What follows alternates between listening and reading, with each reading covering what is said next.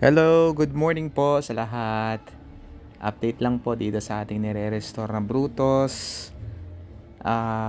Nag-overflow siya kaya ang ginawa natin, pag-aaralan natin yung kanyang karburador. First time ko po itong magkakalikot ng karburador kaya pasensya na kayo. Bumili ako ng repair kit sa halagang 180 pesos po. And yan, try nating i-check kung bakit siya nag-overflow. At isa pa sa problema niya, nagwa-wild siya. Try nating i-discover kung bakit nagwa-wild at kung paano nating may eliminate yung pag-overflow niya po. Sa mga first time po na kakalikot ng karburador ng inyong mga motor, ang advice ko po is mag-take kayo ng video para if in case na hindi nyo alam kung paano ibalik yung mga pyesa, meron kayong babalikang video kung saan nyo po tinanggal o saan nyo po ikakabit yung mga parts na tinanggal nyo po. Sa parting yan, tinatanggal ko po yung pinaka-spring nung karburador. Nung una, mahirap i-discover kung paano siya kinakabit, paano siya tatanggalin, paano siya ibabalik. May mga spring na kalawangin na, may mga parts na talagang palitin na. Yan, nung una hirap talaga akong tanggalin yan kasi nga medyo matigas yung spring. Tapos, hindi ko pa alam kung paano siya talaga baklasin. Ayan, meron tayong gasolina pang linis ng mga parts. Sisiguraduhin natin walang mga buha-buhangin, malinis yung loob ng karburador. Kung makikita nyo, yung gasolina medyo marami ng alikabok. Ibig sabihin, yung nilinis kong part talagang madumi. Well, matagal nang na-stock to, mga 1 taon na. Kaya i-expect talaga natin na yung mga alikabok pumasok na, medyo tumigas na yung iba.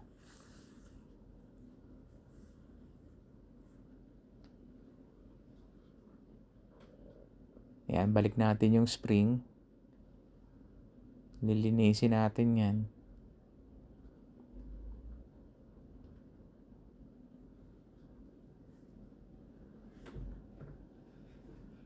Buti na lang meron tayong compressor. Nabubugahan natin yung mga parts. Ingat lang sa compressor kasi may mga parts na maliliit na kapag di nyo napansin, pag na tapatan nyo ng hangin, pwedeng lumipad yun, pwedeng mawala. So yan, nawala ako. At babalik din naman syempre. Yan, tanggalin na natin yung 4 na screw dun sa may carburetor para malinis din natin yan sa loob. Again importante merong video para if ever hindi nyo maalala kung paano ibalik, meron kayong babalikan, meron yung video nung inyong ginawa. So ito yung carburetor. And ayan, dito sa video na to na ibalik na natin siya. Try natin panda rin. So ang ginawa ko kasi dito, nilagay ko lahat yung nandun sa may repair kit. Yung mga maliliit na rubber nilagay ko. Yung mga parts na pwedeng palitan, pinalitan ko. So most probably, mayroon akong maling nailagay. Kaya ending nito hindi aandar yan. Kahit anong padyak ko, hindi siya aandar.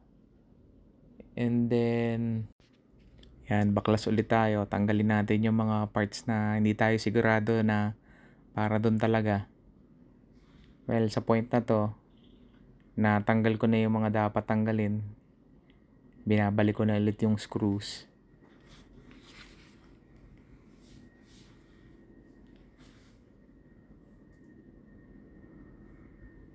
Siguro pag magkakabit kayo ng screw, pa-diagonal yung procedure ng paghihigpit. Ayan. Sa kabila naman. Ayan, wag nyo munang ihigpitan lahat. Siguro alternate. Tapos dyan. Ayan.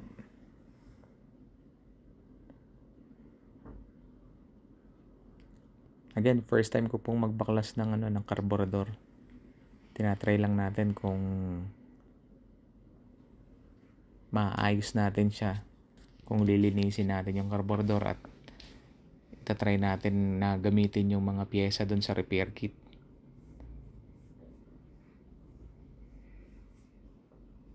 Ayan.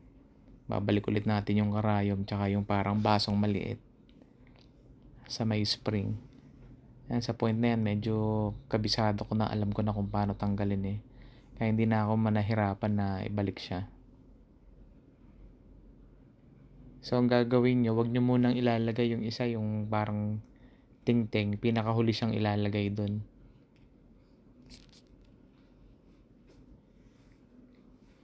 Ayan, tapos, ang pinaka-lock niya, ewan ko kung saan napunta yung lock nito. Pero nung pinagawa ko to, wala na talagang lock. So, ang ginagawa kong lock ngayon, yung spring. Spring lang siya.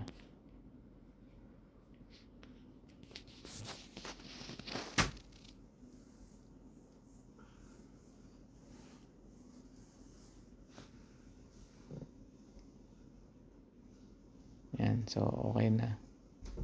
Tapos yung pagbalik niyan, merong gitling yan. Tatapat nyo yung gitling dun sa may parang bulita sa loob. Yan, siguro talagang nandun yung bulitas para guide na tama yung posisyon ng pagbabalik ninyo. Tapos yung pinakatakip niya, meron ding parang maliit na kanal dun sa gilid para tama rin yung pagtakip nyo. Yan. Tapos ito adjuster to. Yung ginagalaw kong yan yung reason kung bakit nag-wild siya. Masyadong maluwag yung kable. So kapag binalik nyo yung throttle, yung pinaka-lock nung pinakadulo ng kable, parang umiipit siya dun sa may maliit na baso. So yung baso hindi siya babalik para hindi mag-wild. Ang nangyayari, nag-i-stack up siya. So yun yung na-discover ko kung bakit nag-i-stack up siya, nagwa-wild. Yan, try na nating ibalik.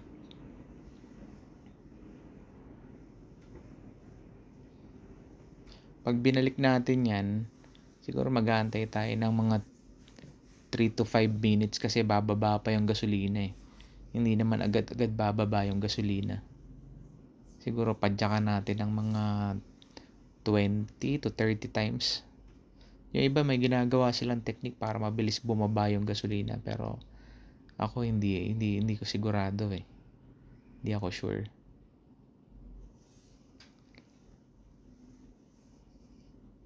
Yan, tingnan natin. Try natin ibalik.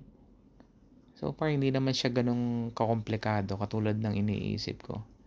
Kasi kung lagi tayong pupunta sa mekaniko, hindi natin itatry na ayusin yung sarili nating gamit, ang mangyayari gastos tayo ng gastos dito.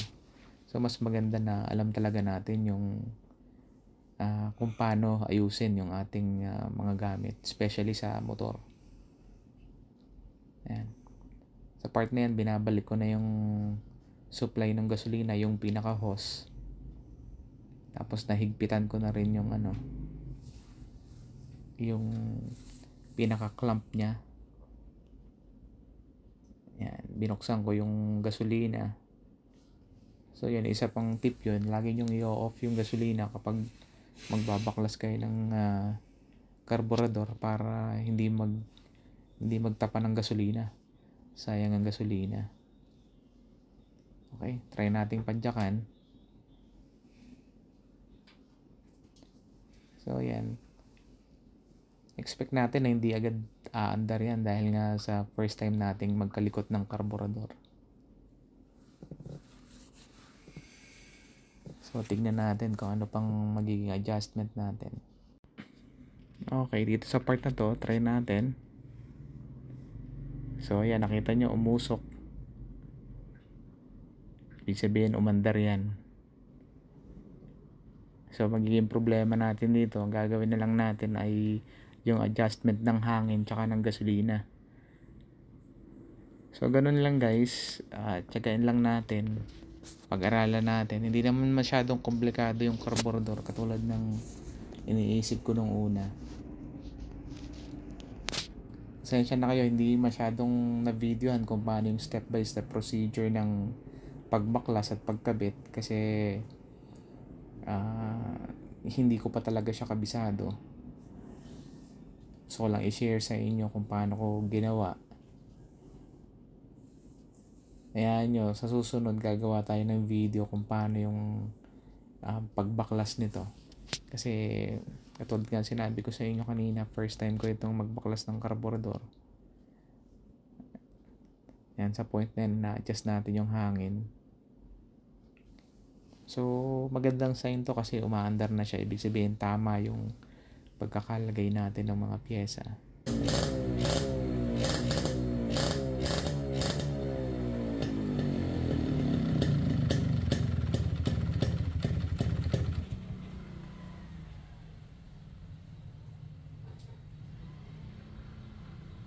Sa susunod na video natin, gagawa natin ng tutorial kung paano yun nangyari sa Brutus ko, kung bakit nagwa-wild.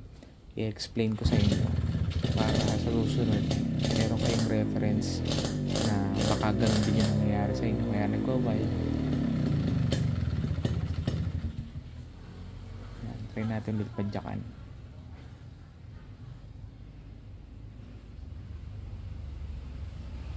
One click lang, mandar na siya. So adjustment na lang, adjustment ng hangin tsaka ng gasolina.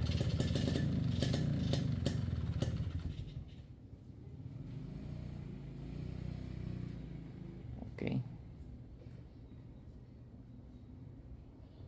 try ulit natin. Yan, so yan, one click lang, mandar agad siya. Again, adjust ulit natin. Malaman nyo lang kung ano yung mga i-adjust nyo sa hangin, yung sa gasolina. Yan yung yun yung mga dapat nating malaman. Kasi let's say for example, bumiyahe tayo. Tapos nasiraan tayo sa kalsada. And hindi tayo marunong magkumpon ng sarili nating motor. Medyo hassle yun para sa atin. Kaya mas maganda na marunong din tayo kahit pa paano.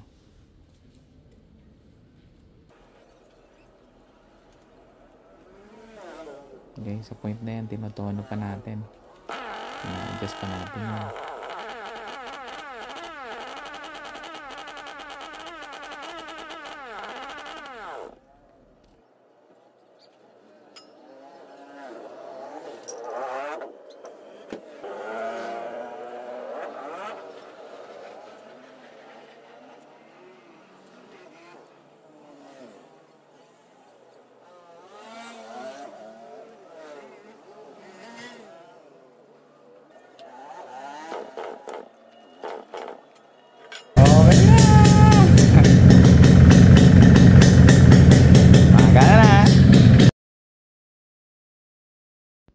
So yan po, sinarado natin, nagbunga yung ating pagtitiyaga.